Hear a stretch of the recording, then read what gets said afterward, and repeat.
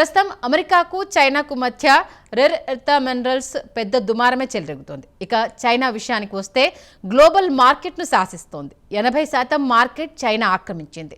గుత్తాధిపత్యం కొనసాగిస్తోంది. ఇక అమెరికాలో ట్రంప్ ప్రెసిడెంట్గా బాధ్యతలు స్వీకరించిన వెంటనే ఆయన యావత్ ప్రపంచంపై టారిఫ్ అంటూ ఒక్కో దేశానికి ఒక్కో రకంగా టారిఫ్ పెంచేసి అన్ని దేశాలను దూరం చేసుకున్నాడు. ఇక ప్రపంచంలోనే అతిపెద్ద ఆర్థిక వ్యవస్థలో రెండో స్థానంలో ఉన్న చైనాపై కూడా ఆయన ప్రతాపం చూపించాలనుకున్నాడు. అయితే చైనా మాత్రం ట్రంప్ సుంకాలకు అదరలేదు, బెదరలేదు. పైపెచ్చు అమెరికాకు కావాల్సిన రేర్ ఎర్త్ మినరల్స్ మ్యాగ్నైట్లను ఎగుమతి చేయమని తెగేసి చెప్పింది. దీంతో అమెరికా చైనాపై యుద్ధం చేద్దాం రండి అంటూ ప్రపంచ దేశాలకు పిలుపునిచ్చింది.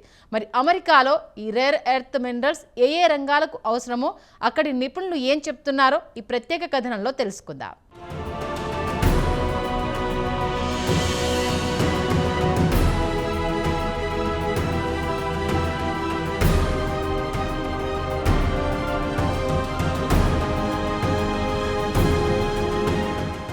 యావత్ ప్రపంచం ప్రస్తుతం రేర్ ఎర్త్ మినరల్స్ వైపు పరుగులు తీస్తోంది. దీని గురించి గతంలో ఎవరూ పెద్దగా పట్టించుకోలేదు. ప్రస్తుతం రేర్ ఎర్త్ ప్రపంచవ్యాప్తంగా హాట్ టాపిక్ గా మారింది. టెక్నాలజీ మారుతున్న కొద్దీ ఖనిజాల డిమాండ్ పెరిగిపోతోంది. కార్ల నుంచి స్కూటర్ల వరకు, యుద్ధ విమానాల నుంచి సబ్మెరైన్ల వరకు ఈ ఖనిజాలు కీలక పాత్ర పోషిస్తున్నాయి. ప్రస్తుతం చైనా ఈ ఖనిజాలను అమెరికాకు ఇవ్వడానికి నిరాకరించడంతో అమెరికా ఆగ్రహంతో ఊగిపోతోంది. చైనా అంతు చూస్తామని అంటోంది. ఇక అమెరికా రేర్ ఎర్త్ మినరల్స్ మ్యాగ్నెట్లను ఏ రంగాలకు వాడతారో చూస్తే యుద్ధ విమానాలు తయారు చేయడంలో అమెరికా అగ్రస్థానంలో ఉన్న విషయం తెలిసిందే. F-35 ఫైటర్ జెట్ను తయారు చేస్తోంది. దీని బరువు విషయానికి వస్తే 418 కిలోలుంటుంది. అయితే ఈ జెట్ విమానాలు తయారు చేయడానికి ఇతర లోహాలతో కలిపి రేర్ ఎర్త్ మినరల్స్ వాడుతూ ఉంటారు. దీంతో ఈ మ్యాగ్నెట్ హీట్ రెసిస్టెన్స్ గా పనిచేస్తుంది. అలాగే Type 51 డిస్ట్రాయర్ అనే యుద్ధ నౌకను తీసుకుంటే ఇది 2600 కిలోలుంటుంది. అలాగే వర్జీనియా క్లాస్ సబ్మెరైన్ తీసుకుంటే ఇది 4600 కిలోలుంటుంది. వీటన్నింటికీ రేర్ ఎర్త్ వాడాల్సిందేనని నిపుణులు చెబుతున్నారు.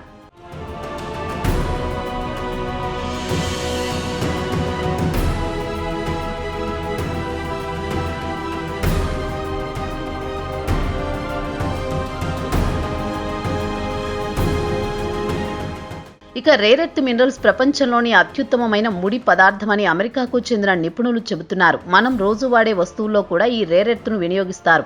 రేర్ ఎర్త్ మ్యాగ్నెట్ మన జీవితంలో ఒక భాగమైపోయింది. మనం రోజు వాడుతున్న మొబైల్ ఫోన్లను, ఇయర్ బర్డ్లను తీసుకుంటే వాటిలో కూడా రేర్ ఎర్త్ మ్యాగ్నెట్ను వాడుతున్నారు. ఇక ఎలక్ట్రానిక్ డివైజ్లను తీసుకుంటే ప్రతి ప్రోడక్ట్లో రేర్ ఎర్త్ మ్యాగ్నెట్ తప్పనిసరి. మన జీవితంలో రేర్ ఎర్త్ మ్యాగ్నెట్ ఒక భాగమైపోయిందంటున్నారు అమెరికాకు చెందిన నిపుణులు. కారు సీట్ల నుంచి కారు విండోల వరకు ప్రస్తుతం కార్లలో ఎయిర్ బ్యాగ్లను తప్పనిసరిగా చేసిన విషయం తెలిసిందే. కారు స్టీరింగ్ లోపల డ్రైవర్ సేఫ్టీ కోసం ఎయిర్ బ్యాగ్ను ఉంచుతారు. దీనికి రేర్ ఎర్త్ మ్యాగ్నెట్ కావాల్సిందే. కారులో 6 నుంచి 8 ఎయిర్ బ్యాగ్లను బిగిస్తున్నారు. దీనికి కూడా రేర్ ఎర్త్ మ్యాగ్నెట్ కావాల్సిందే. ఇక ఈవీ మోటార్ను తీసుకుంటే దానికి రాగి చుడుతుంటారు. దీని లోపల మళ్లీ రేర్ ఎర్త్ మ్యాగ్నెట్ వాడుతారు. అలాగే రోబోలకు కూడా రేర్ ఎర్త్ మ్యాగ్నెట్లు కావాల్సిందే అంటున్నారు నిపుణులు. ఈ మ్యాగ్నెట్లు ఎలక్ట్రానిక్ డివైజ్లకు అద్భుతంగా పనిచేస్తాయి.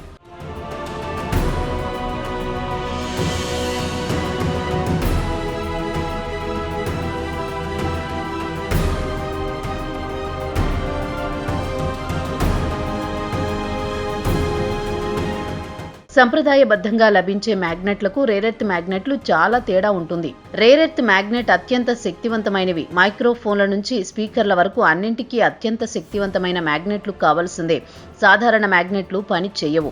జెట్ ఇంజిన్ విషయానికొస్తే దాని ఫ్యాన్లు వేడి కాకుండా ఉండేందుకు రేర్ ఎర్త్ మ్యాగ్నెట్ను వాడుతూ ఉంటారు. ప్రపంచవ్యాప్తంగా చూస్తే జెట్ విమానాలను ఇతర లోహాలతో పోల్చుకుంటే 91% రేర్ ఎర్త్ మ్యాగ్నెట్నే వాడుతున్నారని తేలింది.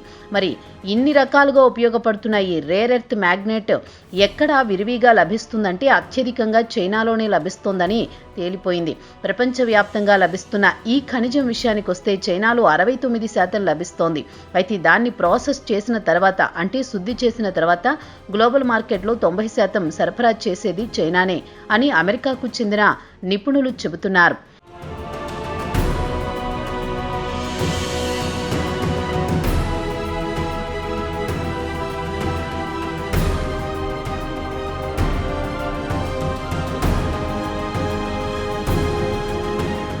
కేవలం రేర్ ఎర్త్ మ్యాగ్నెట్ కాకుండా ఇతర లోహాలు రాగి, graphite, nickel, cobalt, lithium, manganese ఖనిజాల విషయానికి వస్తే చైనాదే ఆధిపత్యం గ్లోబల్ మార్కెట్లకు సరఫరా చేస్తోంది.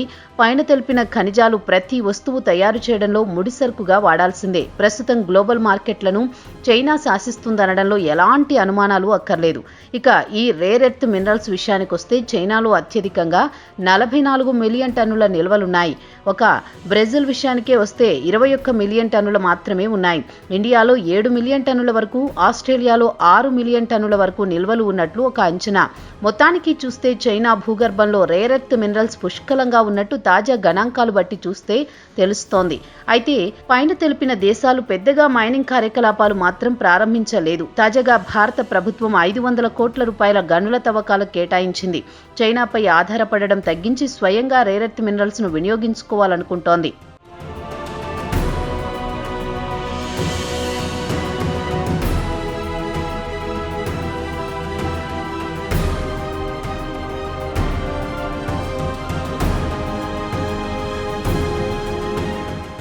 ఇక రేర్ ఎర్త్ మినరల్స్ అత్యధికంగా చైనా, బ్రెజిల్, ఇండియా, ఆస్ట్రేలియాలో ఉన్న పైన దేశాలు గనుల తవ్వకాలకు పెద్ద ఆసక్తి కనిపించడం లేదు. చైనా విషయానికొస్తే 2001లోనే మాంగోలియా ప్రాంతంలోనే బెయాన్ ఓబే నుంచి తవ్వకాలు మొదలుపెట్టింది.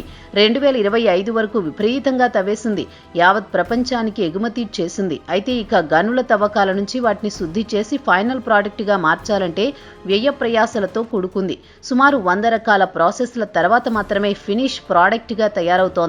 ఈ తవ్వకాల తర్వాత వివిధ రకాల ప్రాసెస్ల తర్వాత వాటిలో steel, zinc, copper, lithium, nickel, aluminium, cobalt, neodymium లాంటి ఖనిజాలుగా విడగొడతారు. Steel, zinc, copper, lithium, nickel, అల్యూమినియంతో వివిధ రకాల వస్తువులను ఉత్పత్తి చేస్తున్న విషయం తెలిసిందే. ఇక చైనా గనుల తవ్వకాల తర్వాత ప్రాసెస్ చేసిన నియోడియం అనే లోహం వెలికి తీస్తారు. అయితే ఈ లోహం ప్రాసెస్ చేయడానికి చాలా కష్టపడాల్సి వస్తుందని నిపుణులు చెబుతున్నారు. ఈ ప్రోడక్ట్ను గ్లోబల్ మార్కెట్లకు సరఫరా చేస్తోంది.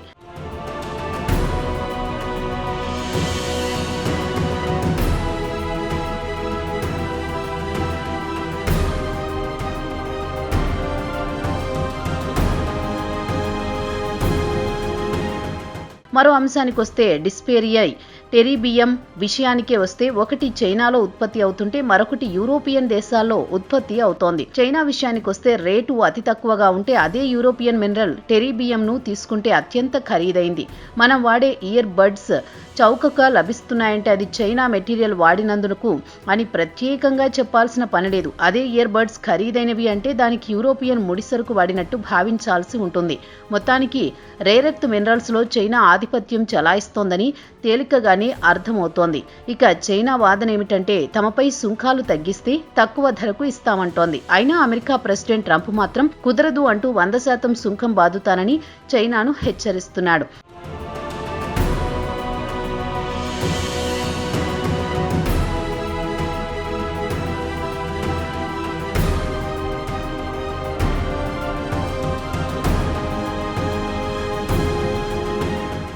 ఇక అమెరికా విషయానికి వస్తే ఇండియాతో పాటు చైనాపై రష్యా నుంచి చమురు దిగుమతి చేసుకుంటున్నారని చెప్పి 50% సుంకం బాదాడు. ఇక చైనాపై 100% బాదడానికి సిద్ధంగా ఉన్నాడు. మరి కొరియాలో ఇద్దరు నాయకుల మధ్య రేర్ ఎర్త్ మినరల్స్ చర్చలు ఒక కొలిక్కి వస్తాయా లేదా అనేది కొన్ని రోజుల పాటు ఆగితే తేలిపోతుంది. అయితే అమెరికా ముందున్న ప్రత్యామ్నాయం విషయానికే వస్తే చైనాపై ఆధారపడడం తగ్గించి అమెరికాలోని నార్త్ కరలైనాలోని స్ప్రూస్ పైన్ ఏరియాలో లభించే అవకాశాలున్నాయని చెబుతున్నారు. మరి ఆ దిశగా ట్రంప్ చొరవ తీసుకుని చైనా గట్టి కౌంటర్ ఇస్తాడో ఏమో వేచి చూడాల్సిందే.